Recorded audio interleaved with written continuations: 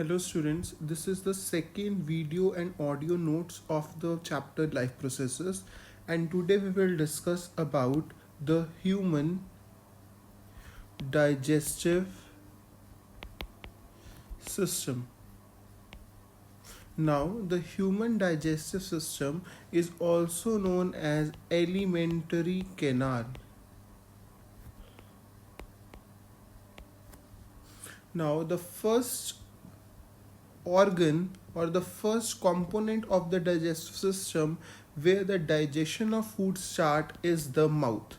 So the digestion of food starts in the mouth. You have to remember that the digestion of food starts here. Digestion of food starts in mouth. Now in the mouth there is teeth. There are teeth present which help in chewing and grinding the food.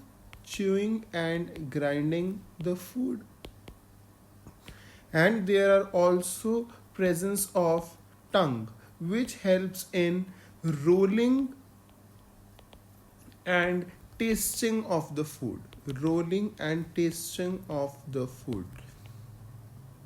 Apart from this, the mouth contains enzyme which is known as salivary amylase.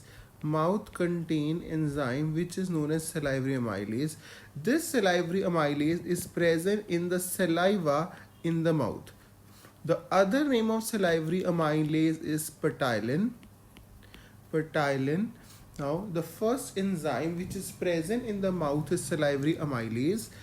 This salivary amylase will act on starch which is present in the mouth. Here salivary amylase will act and change this starch into maltose, which is 2 molecules of glucose. So the first thing to be digested in the digestive tract is the starch which occurs in the mouth. So if a question arises, which is the first component which is digested in the mouth, that is the starch. So starch is the first component of food which is digested in the mouth. Now after the food has after the starch has been digested in the mouth, the food then enters the esophagus. Which is also known as food pipe. Now when the food enters the esophagus, there is wave of contraction as well as expansion. This wave of contraction and expansion is known as peristaltic wave. So peristaltic wave is the wave of contraction and expansion in the mouth. This is known as peristaltic wave. No digestion of food takes place in the esophagus. Esophagus function is just to conduct food from the mouth to the stomach. Now the third organ which comes would be the stomach. Now you have to remember, stomach contains 3 parts, 3 important components, that is HCl, enzyme, pepsin and mucus.